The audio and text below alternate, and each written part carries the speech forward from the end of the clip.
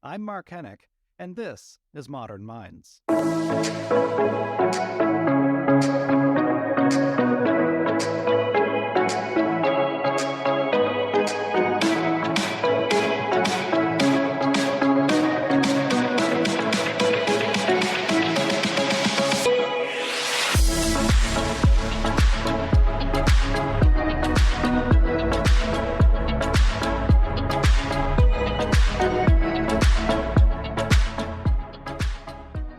Welcome to Modern Minds. I'm Mark Henick. Today on the show, we're talking about psychedelics. Some say we've entered into a psychedelic renaissance. It's a renaissance in which we finally see the promise of novel treatments for some of the most common mental health problems like depression, anxiety, and addictions. Yet psychedelics continue to carry the stigma imposed by the war on drugs. They're still seen by some as dangerous, as strange, or sometimes merely just as unserious as a recreational trip. I've got two distinguished scientists on the show today to help dispel some of the myths around psychedelics and to help us to understand their therapeutic potential in the mental health space. Dr. Albert Garcia-Romeu is going to join me in a little bit later. He's a member of the Psychiatry and Behavioral Sciences faculty at the Johns Hopkins University School of Medicine. His research focuses on the effects of psychedelics in humans with a particular focus on psilocybin as an aid in the treatment of addiction. But first, Dr. Godfrey Pearlson is a professor of psychiatry and neuroscience at Yale University, and he's the founding director of the Olin Neuropsychiatry Research Center, a brain research center at the Institute of Living in Connecticut. He's published more than 700 peer-reviewed articles on marijuana, and now he's turned his superpowers toward psychedelics. So here's my conversation with Dr. Godfrey Pearlson. Dr. Pearlson, thank you so much for joining me on Modern Minds today. Oh, you're more than welcome. So we're talking in this episode about what some have been calling the psychedelic renaissance, or the explosion, it seems, of both research and clinical application in psychedelics in the mental health space. So you've written, of course, a lot, especially on cannabis in particular, not a psychedelic. So I'm interested in seeing how that experience has morphed into the psychedelic research that you're conducting at the Institute of Living now. Can you tell me a little bit more about what you're working on in this space? Yeah, absolutely. So, although cannabis has been around for thousands of years, and I will get into psychedelics in a second, one of the uses of cannabis historically has been as a psychedelic substance, and that in the right doses and given the right mental set and the right setting, cannabis can function as a psychedelic. For example, in India, it's used to worship the god Shiva in various religious ceremonies that are very psychedelically tinged. But when we talk about psychedelics, we're really talking about so-called classic psychedelics that seem to have a similar mechanism of action, which is that they act on a type of serotonin receptor subclass called the 5-HT2A receptor. And all of them glob onto that and switch it on for variable lengths of time. But having said that, there are a number of other drugs sort of around the periphery of that work through very different mechanisms, biochemically, pharmacologically, but that have rather similar effects. So, for example, the club drug MDMA is thought of as a kind of psychedelic, but it's really a substituted amphetamine compound. Ketamine, special K, is a club drug and anesthetic that's used now as an antidepressant. It also induces psychedelic-like experiences, but through a completely different mechanism. Now, how does it differ, though? You mentioned particularly the mechanism of action on that serotonin receptor. Is that different from how treatment as usual in psychiatry reacts? In other words, antidepressants seems to be treatment as usual. Is that a different mechanism of action from antidepressants? Yes, although antidepressants such as selective serotonin reuptake inhibitors, SSRI drugs, like Prozac is the sort of first and most widely cited example, act on 5-HT2 receptors or on that system. They act at a different subclass of receptors through different mechanisms and have a vastly different time course. They do not produce psychedelic effects. How psychedelics act is in some ways even better understood than what we know about how antidepressant compounds such as SSRIs act. And there may be commonalities downstream because there are immediate effects of these drugs, but there are also delayed effects, particularly on the growth of neurons, like nerve cells in the brain, how those nerve cells communicate with each other through sprouts and various processes that emerge from the neurons and make connections. So both sets of drugs may have that in common at some level, but again, of a very different causes and through different mechanisms. Another, well-known, or I think it's well-known piece of the antidepressant side is that it can take several weeks, that delayed action that you mentioned, sometimes 6 weeks or more, just to start noticing something. And I think that's presented kind of a problem for psychiatry and for neuroscience. Why is that? Whereas with psychedelics, I've seen research where sometimes one treatment and the change seems to happen. So what do we actually make of that? What are scientists saying here that would cause that to happen in psychedelics versus antidepressants? Yeah, that's a great question, because that was an issue that was first raised when people began using ketamine as a fast-acting antidepressant. So this is a discovery that was made by John Crystal and his team at Yale many years ago. And people were very surprised that ketamine seemed to have immediate antidepressant effects that were very different than those of classic antidepressants, either tricyclics or SSRIs or allied compounds. So that's where that question was first raised. And psychedelics do seem to have similar, very quick onset antidepressant effects. But whether the psychedelic experience alone is sufficient to produce those, or if the effect has to be unpacked by a skilled psychotherapist and talked over and given relevance to the person's current functioning, is an unanswered question. That is, if you or I were depressed and we took a psychedelic drug, would that be enough by itself? Or would you have to have someone sitting with you afterwards and unpack the experience for you? So that's something that current research is trying to follow up on. Another thing is the psychedelic experience itself really necessary? What would happen if you gave someone a psychedelic that lasted for 10 minutes, but was just as vivid? Or put them to sleep with an anesthetic so they didn't experience the psychedelic part of it? Would the drug itself be sufficient? So there are many unanswered questions about psychedelics as antidepressants. Do you think that it's two things happening at once here, or is it one or the other, wherein there's something neurologically changing in the brain that alleviates the symptomology? Or somebody who goes through a psychedelic trip, sometimes it's not uncommon that they report really weird things, that it brings up a whole lot of stuff inside them, maybe processing it for the very first time. So is it a primarily psychological effect, or is it something physiological that's happening? I think that's a key unanswered question in psychedelics research. That there are well-documented or increasingly well-documented neurobiological effects in terms of neuronal connections and neuronal sprouting that seem to begin quickly and continue for weeks. Then there are the immediate psychedelic effects.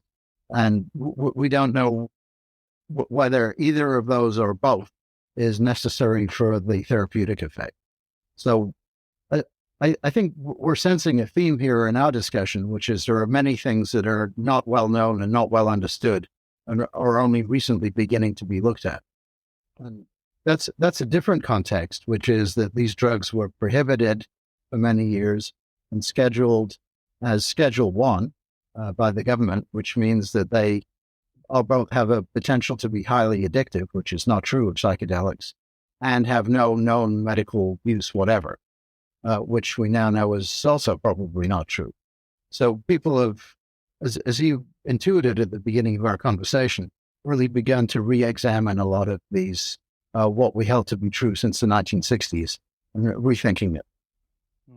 So can you speak a little bit more about that piece? Because I think this is an enduring stigma around psychedelics when they got wrapped up in the war on drugs, the so-called war on drugs.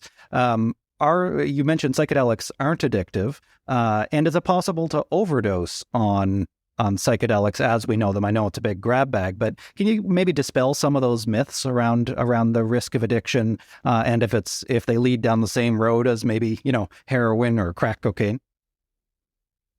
So if you give psychedelic compounds to laboratory animals in classic reward paradigms where they press a lever to get more of the drug, then drugs such as cocaine and opioids, for example, are highly rewarding, and animals will work very hard to get more and more doses.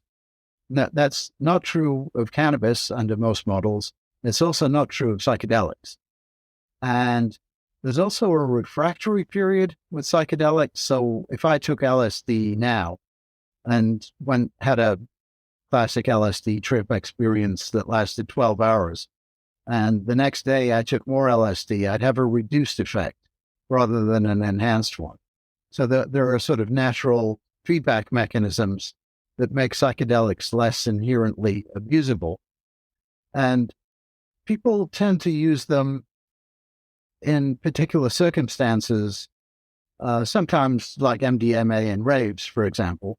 And because it's an amphetamine compound and not a classic psychedelic, it's much more abusable, as is ketamine.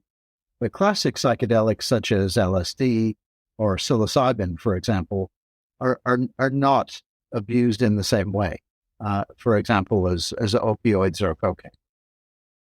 Mm.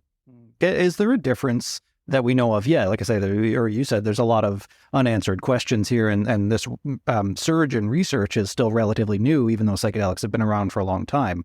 But has there been a detectable difference in the synthetic psychedelics like LSD or ketamine or proprietary compounds versus so-called natural or organic compounds like psilocybin? So part of the resurgence of psychedelics in recent years has been through a couple of routes. Well, one is through neuroscientists such as Roland Griffiths at Hopkins, who had like a deep background in addictionology and in animal models of addiction, and a persisting interest in psychedelic compounds as therapeutics. And the other thread is through Michael Pollan's books and talks on psychedelics. I think it's that second route because Michael Pollan is, amongst other things, a botanist and deeply knowledgeable in plants and plant compounds. To some extent, he has pushed more for natural compounds. I think it might be fair to say that. But there's been an upsurge in interest because of the therapeutic possibilities of ketamine. So there's that thread also running through at the same time. So both of those things are happening, both an interest in natural compounds and an interest in synthetics. The other thing driving the interest in natural compounds is a resumed interest in natural healing and traditional healing methods, and healing methods used through herbal methods from other cultures. So ayahuasca is like a good example of that. It uses a DMT-like compound in a brew of various parts of tree bark and tree roots and vines and other things to release something that's rather like dimethyltryptamine or DMT, which is a classic psychedelic. So at that level, the two things interact with each other. The natural compounds and the synthetic compounds become one. So people have become interested in both of those things over the last 10 years or more. I don't know if you can speak to this or not, but there's been very little, I think, exciting research and maybe I'm wrong about this, but very little exciting research developments in terms of new antidepressants coming from pharma for a very long time. To the degree that it seems like, anyway, research largely didn't progress in that space. Is there, do you think, a corporate interest in developing proprietary psychedelic substances now? Is that part of why we're seeing a rush of research and funding and people in this race to patent a compound? Yes, absolutely. People both have well, there are mixed motives. People want to develop something that perhaps is shorter acting, needs less supervision, has less unpleasant side effects, and acts more efficiently.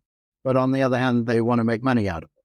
So there are always dual motives on the part of pharmaceutical and allied companies, some of which we can applaud and others not. Yes, but that's part of it. People want to both answer research questions that are unanswered, like how long does the trip have to last? Do you need the supervision? What about drugs that are very similar and cause neuronal sprouting, but don't give people a psychedelic experience and so on? So if there's something that could be taken once a day as a pill, lots of people would take it if it was effective. And what you said is perfectly true, that psychopharmacological research has ground not to a complete halt. I mean, there are new drugs like this combination of Wellbutrin plus an NMDA receptor drug that seem to be effective and to work more quickly. It's come on the market recently. But if some psychedelic-like compounds were readily available and had few side effects and were short-acting, then people would definitely jump on that if they were effective. So then I guess where does all this leave the average patient? I mean, it's hard not to bump into news stories or new research on psychedelics now, but it's still largely unavailable. Isn't that true? Yes, and for reasonably good reasons. That is, there's still such a lot we don't know about it in terms of safety and efficacy. Who does it work for and under what circumstances? The questions that we just talked about in terms of how long does a trip have to be, how much supervision do you need? You need all of this reinterpretation and so on. Until we've answered those, it's probably appropriate that we don't sort of leap in and give this to lots of people in an untested way. Best to figure out those questions first. So what do you think is then the future of this psychedelic movement? Is this just a passing fad, or could there really be some paradigm-changing treatments that come out of this? I think there's a real possibility for paradigm-changing treatments. That these are drugs that act through what we think is a relatively novel mechanism and time course. Many people are interested in exploring them for exactly the motives that we talked about, that scientifically they may be helpful, they may help patients.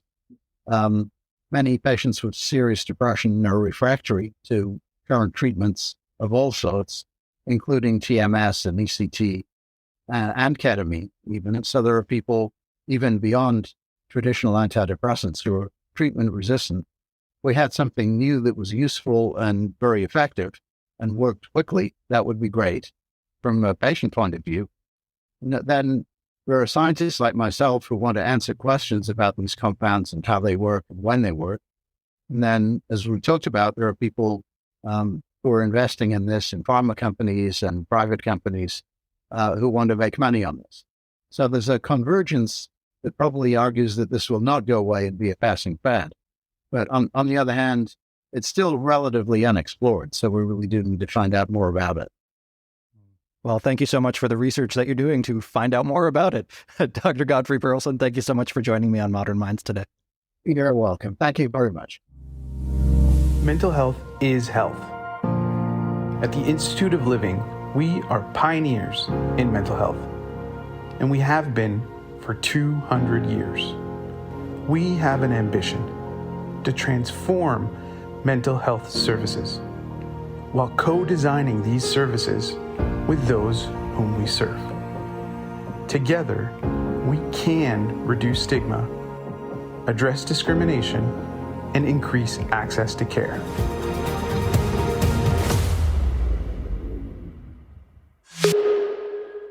Welcome back to Modern Minds. I'm joined now by Dr. Albert Garcia-Romeu. Thank you so much, Al, for joining me on Modern Minds today. Yeah, my pleasure. Thanks for having me. Now, I've got a couple of specific questions. We already had Dr. Godfrey Pearlson on this episode so far, digging into some of the neuroscientific research around psychedelics. With you, I'd like to unpack more of the clinical application, as well as some more specific thoughts that I had arising out of his interview. First, I'm wondering if you can tell me a bit more about the latest research that you're working on over at Johns Hopkins. Absolutely. Yeah, we've had a lot of expansion over the last few years.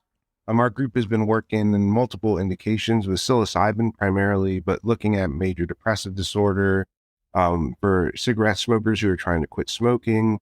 I currently have a couple of studies that are enrolling for people with early stage Alzheimer's disease or mild cognitive impairment, as well as folks with chronic Lyme disease.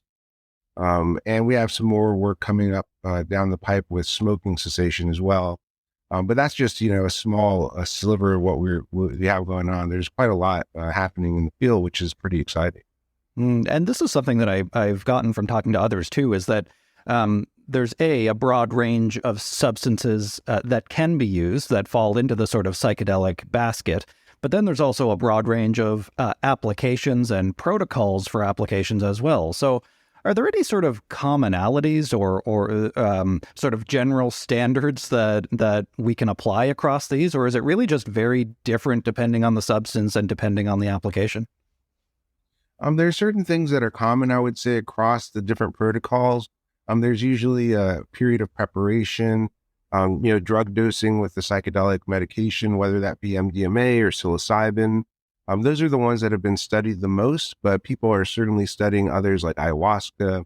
There's interest in using LSD clinically and good data emerging. And then there's a whole host of other, substances that have not really been well studied, like 5-MeO DMT and, mescaline and so on. So those are all exciting opportunities for new research. I think, the other thing that, is tailored between the different types of treatments is if you're working with somebody with obsessive compulsive disorder versus somebody with a substance use disorder versus someone with major depression, PTSD, existential distress from terminal illness. Each one of those individuals is going to be bringing a different set of issues to the table. And so we typically tailor the talk therapy and the supportive counseling around the dosing sessions to deal with those individual issues specifically. So the way that I've sort of, I guess, worked it out in my own mind is that, and correct me if this is wrong, but there seem to be kind of three general stages or phases to how this happened. You mentioned the preparatory or the set and setting kind of piece. There's the application or trip itself, whether or not there actually is a psychedelic trip, a component of it, and then the integration or reentry piece on the end. So I'd like to talk about each of those phases and what's involved with them. How does somebody, a patient or their clinician for that matter, prepare for a psychedelic trip? Yeah, that's a great question. And you have it absolutely right. There are those three phases. And actually, I kind of like to add a fourth phase on to the beginning because it's something that we do with all the clinical research. And I believe once this is, through any sort of medical approval process, that it's going to be necessary at the beginning of this in a treatment setting as well. And that's a screening. We do a really careful and intensive screening at the beginning of these types of treatments. And that includes a full physical examination, EKG, blood work. We do a mental health history to make sure that there's no personal or family history of things that could be contraindicated, including stuff like, psychotic illness, bipolar mood, anything that we think could be potentially risky for an individual to have a high dose psychedelic session. Then we'll often, screen them out on the basis of some of those contraindications. So that always happens in the beginning part of the process for us. But what we then move on to, once we've screened folks and made sure that this is going to be safe for them, is this preparatory process, as you mentioned. And that's really a couple of things. One is getting to know the person, getting to know what their formative life events were, their worldview, what it is that they're dealing with in their life at the moment. And, we typically talk about this as a presenting issue, whether that be a substance use issue, whether that be terminal illness or, depressive mood. So we really like to dig into what do those symptoms look like and how are they affecting people's day-to-day life? And also start to set some treatment goals. How would we like things to go in this case? What would be helpful for them? Where would they like to see themselves in the future? That's a really important part of the preparatory process. We also go into getting to know them, not just in that level, but building a sense of personal rapport, trust, therapeutic alliances, we often call it. That's just a really trust building that we need to do, I think, in order to make these types of high dose psychedelic sessions feel safe and comfortable for an individual when you're doing them. And the last thing that we do in the preparatory sessions is we spend specific time talking to people about what to expect during the drug sessions. And this is really kind of a laundry list of what have we seen others go through, what have we seen people experience in past sessions.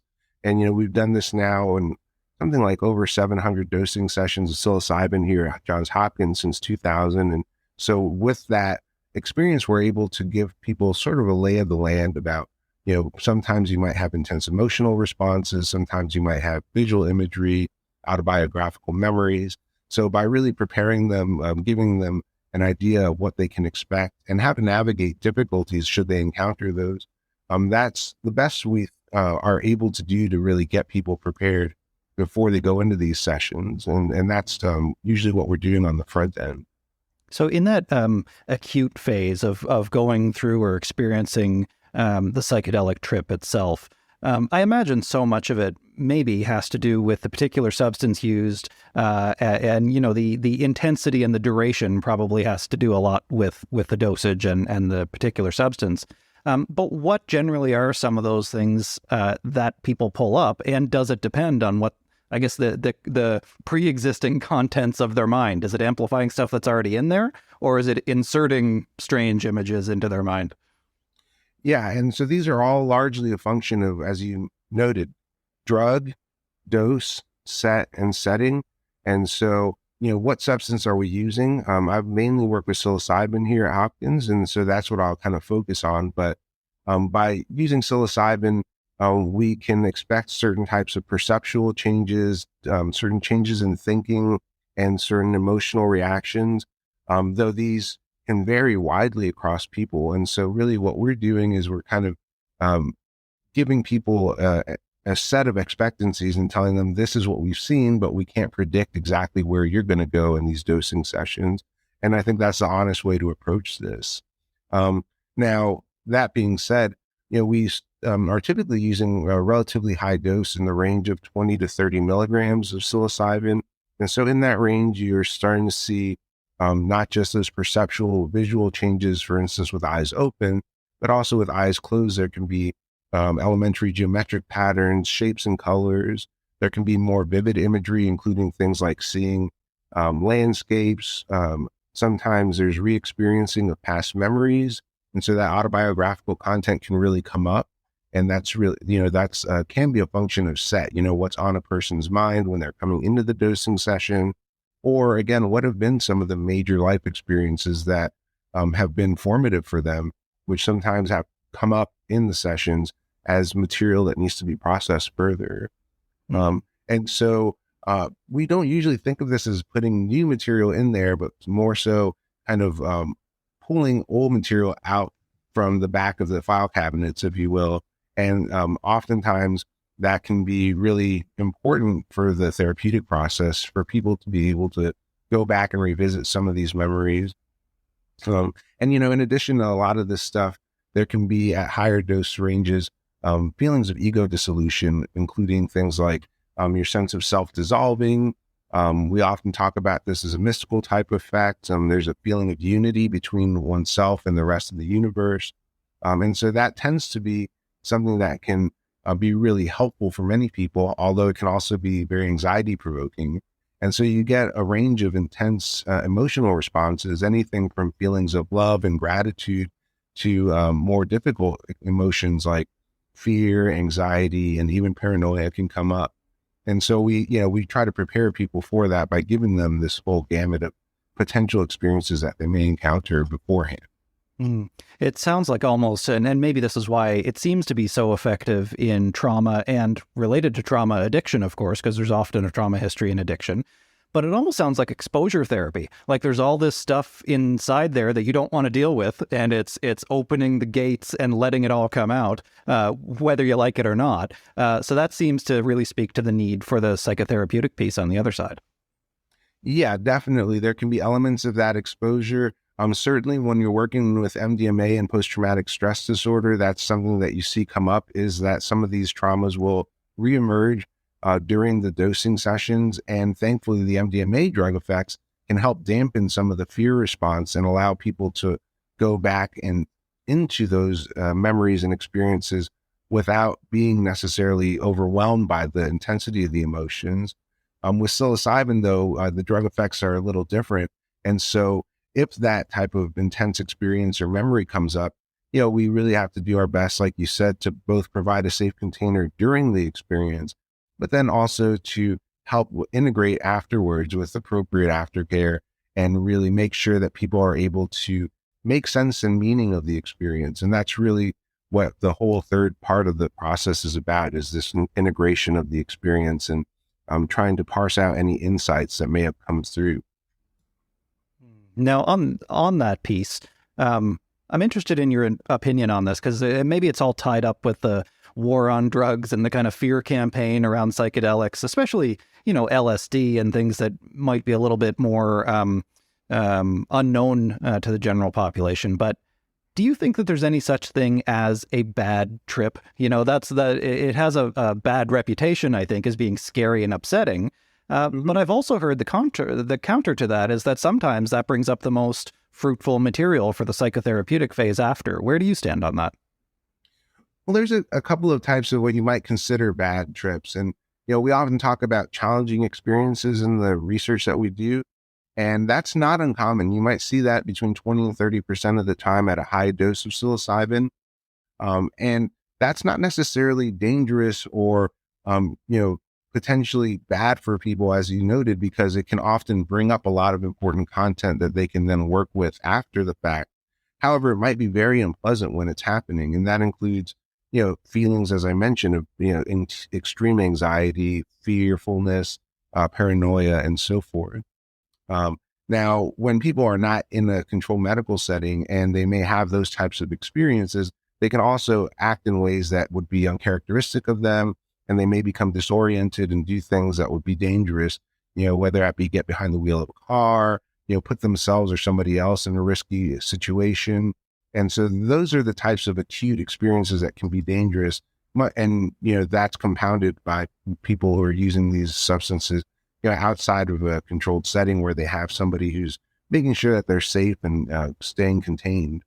Now, the other type of challenging experience that come up that I would say is more in line with a proper bad trip is that for some people who have a predisposition, these high dose experiences can be extreme and also then lead to ongoing problems. So it's not just they had a bad time when they're on the drug and then the drug wears off and then they go to bed and the next day they feel better. It can really re-traumatize people sometimes. It can lead to induction of manic symptoms in some individuals, inductions of psychotic symptoms for people who have a predisposition. And so in those cases, we're talking about after the drug is worn off and it's out of the system, the people are still going to be dealing with these negative effects. And it could lead to issues for weeks or months or even for the rest of somebody's life if they have, again, one of these specific conditions that they're predisposed to. And so that's really where all the screening comes in, because we want to make sure when we're going into the process that these people are not at risk of developing some of these ongoing problems after a high dose experience. I've been thinking about this idea of, which I've read before in psychedelic therapy, of returning the patient to a childlike state or kind of shattering apart that crystallization that happens in certain thought pathways. And I'm wondering if some of those adverse outcomes maybe are related to that. You're sort of blowing it apart and then it's recrystallizing, but recrystallizing in a way that isn't maybe less helpful than it was before. Does that make sense as a model? Is that kind of the working idea of what's happening? Yeah. And you can also think of this in terms of ego integrity. And for some individuals, it's the ego integrity is sufficient so that you can sort of dismantle the ego temporarily, and it will generally come back together in a way that is functional and safe for that individual. But for other folks, they may already be struggling with poor ego integrity. That might mean that they may be on the precipice of struggling with some pretty intense mental health challenges. And then by having that experience, it may actually cause fragmentation or some sort of destabilization that's ongoing. And then there's a difficulty reintegrating the ego afterwards. And so that person can continue to have a hard time dealing with and functioning after these big experiences. And so that's, again, why it's really important to have all of the safety, risk management, preparation, and integration all around the dosing sessions. The last thing I'm wondering about is the training of therapists to help guide people through and do some of that reconsolidation after. What does that training regimen look like? How do you train therapists to know what's normal and what's not? And I guess this is a two-parter. Do you think it's necessary for therapists to have experienced a psychedelic trip themselves? Yeah, the first part of the question, is still to be decided, because at this point, there really is no legal psychedelic therapy available outside of ketamine. And with ketamine therapies that are out there, there's no protocol that's accepted as a consensus. So some people will give the drug with no therapy. Some people will give the drug with different kinds of therapy. They'll use different doses of the drug, and they'll use it for different conditions. So it's pretty up in the air there. But with MDMA moving closer to an approval status, at least in the US, what seems to be coming up will be through FDA, certain types of requirements for training that therapists who are doing MDMA treatment will have to go through. And so that is already being focused on by MAPS. They're building out a training program for therapists who want to use MDMA therapy for PTSD. And, a lot of that has been really helpful. I've gone through that training myself, and, you get to both witness some of the drug dosing sessions, the preparation, and talk to some of the therapists who are very experienced, like Dr. Michael Mithofer, Annie Mithofer, who have done a lot of this work. And so when you get to work with these, therapists, when you get to see how they're doing things and have them explain to you in real time, what it is that's happening, what they're thinking in terms of the rationale for certain types of interventions, then that's really informative and helpful. And so I imagine that type of training is also going to be coming down the line for things like psilocybin therapy. And, here at our lab at Hopkins, we've had the privilege of having very experienced psychedelic guides like Bill Richards and Mary Casamano, who have done hundreds of these dosing sessions over decades. And so we have an apprenticeship model that makes it easy for someone like me to come in with a good training background and pick up some of the skills that are necessary to do this. But when, there's very few people who have that level of experience, then it makes it hard to get that training out there and disseminate it. So it's something that I think the field is going to have to contend with over the next couple of years as we roll out towards implementation. But it certainly seems like there's a lot of promising progress on both the scientific and the clinical fronts. Yeah. And for the second part of your question, in 1957, Dr. Humphrey Osmond, who coined the term psychedelic, so he's the first person who invented that word, wrote in a paper specifically that if you are planning to give people psychedelics for research or clinical purposes, it would be good for you to have your own experiences with those. So that's what he said. A lot of controversy is kind of ensued since the 1950s, obviously, around use of these substances. Their legal status as well, makes this kind of a loaded question. But I do think that some level of familiarity with altered states of consciousness, whether that be through meditative practice, through different types of breath work, through participating in different ceremonies that are available in indigenous settings and retreats, those types of experiences can be helpful for people to then understand what it's like to have a sense of ego dissolution, or to understand what's going on in this process when their patients might be having a very intense high-dose psychedelic experience. And if you haven't had that experience yourself, how do you help contain that safely? That being said, I don't necessarily think it's a prerequisite. I think that there can be very good psychedelic therapists who may not have had personal experiences with these substances. So it really, is going to be, again, another open question on this front. Well, thank you so much for answering some of my questions today, Dr. Albert Garcia-Romeu.